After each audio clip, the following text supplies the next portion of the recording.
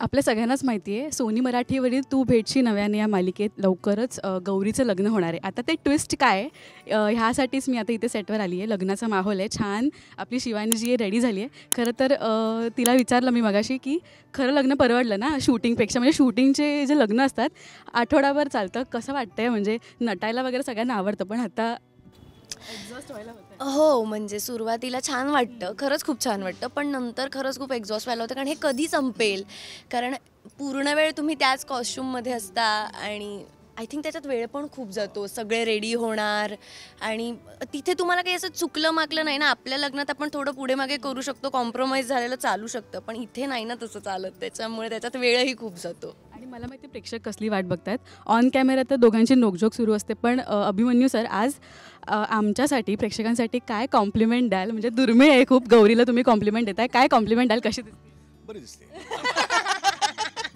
आता सुबोध सर म्हणून नाही अभिमन्यू म्हणून दिली मी. दिसते. बरं ते जे काय मनातली गोष्ट आहे ना ती हळूहळू उलगडेलच मालिकेत. पण म्हणजे हे सगळे सीन सुरू असतात तर बॅक ऑफ द माइंड कधीतरी असं फ्लॅशबॅक आणि मुलगी म्हणून आपण ते इमॅजिन करत असतो की हां आता काही वर्षात आपण लग्न करायचं. आता काही वर्षात काय काही महिन्यातच मे बी शिवानी लग्न करेल. सिक्रेट ठेवलं आहे तिने तर सगळं. पण Subodh sir old school love म्हणजे मंजिरीताई आणि तुमचं कॉलेजपासूनची ओळख आणि सगळी. पण आत्ता पहिल्या मालिकांमध्ये इतके लग्नाचे इतके ॲक्टिव्हली शूट्स नव्हते. काय शेअर कराल आठवणी जेव्हा लग्नाचे सीन सुरू असतात? एक काय बॅक ऑफ द माइंड? नाही खरं तर काहीच नाही. म्हणजे ही लग्न आणि प्रत्यक्षातल्या याच्यात खूप फरक होता. म्हणजे त्या काळातली लग्नही खूप वेगळी होती, साधी होती, फार बडेजाव नव्हता, अवडंबर नव्हतं गोष्टींचं. त्यामुळे पटकन संपायचे सगळ्या गोष्टी आणि आपण पुढे निघून जायचं. आता आपल्या लग्नापेक्षा सुद्धा इतर गोष्टींमध्ये जास्त अडकाडगे असं वाटतं कधी कधी. आणि लग्नाला आपले कोण कोण नातेवाईक येणार आहेत, आपण आता ह्या घटनेनंतर आपण आता एकत्र असणार आहोत याचा आनंद, याची उत्सुकता जास्त असायची.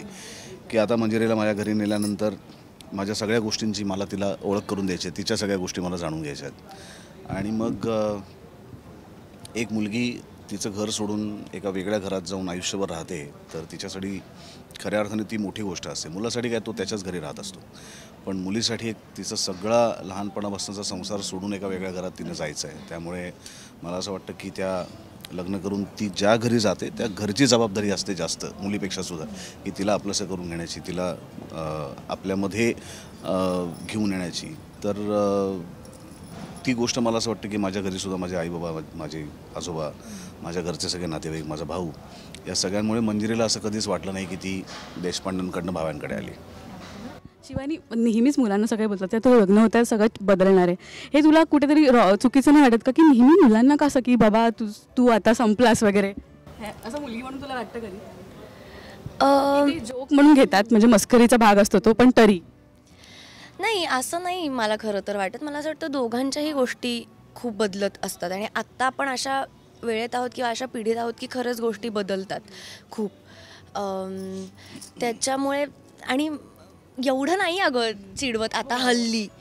हां म्हणजे मुलांना पण एवढं नाही बोललं जात की आता तुझी वाटच लागेल वगैरे किंवा आता तू रिस्ट्रिक्शन्समध्ये अडकशील वगैरे असं नाही होत. झालं तरी अगदी ते थोड्या काळापुरता वगैरे असतं. सो हां म्हणजे आज जर एक सल्ला द्यायचा झाला शिवानीला म्हणा किंवा आपले जे प्रेक्षक बघतात आत्ता ज्या घडीला आपण रिलेशनशिपला ज्या वेमध्ये घेतो, एक काय सल्ला द्याल? शिवानी तुलाही मी हा प्रश्न विचारेन. पहिले पेशन्सच संपला आहे रिलेशनशिपमधला. असं नाही, इन जनरलच पेशन्स संपला आहे आणि तो असल्याशिवाय कुठल्याच गोष्टी टिकणार नाहीत कधीच.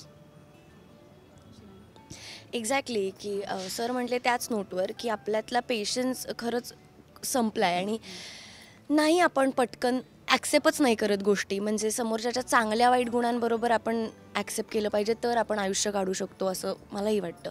काय होतं ना, एक गोष्ट जरी चुकीची वाटली तरी आपण लगेचच त्यातनं बॅकआउट करतो किंवा हे खूप आधीच ठरलेलं असतं की नाही झालं तर थांबूयात वगैरे. तर ते जरा थांबलं पाहिजे. तर अंबर हा परफेक्ट हजबंड आहे कारण का त्याला जेवण करायला फार आवडतं, तो उत्तम जेवण बनवतो. सो पण म्हणजे तो जेवण बनवतो म्हणून तो परफेक्ट. Thank you so much. आणि आता जे अपकमिंग ट्विस्ट येते मालिकेत त्यासाठी प्रेक्षकांना काय अपील कराल तुमच्यासाठी? जे काही घडतंय ते आमच्यासाठी सुद्धा धक्कादायकच आहे. तर तुमच्यासाठी असणार आहे ते. तर धक्क्यातनं सावरायला आमची सिरियल तुम्हाला मदत करू. थँक्यू सो मच आणि ऑल द बेस्ट. थँक्यू.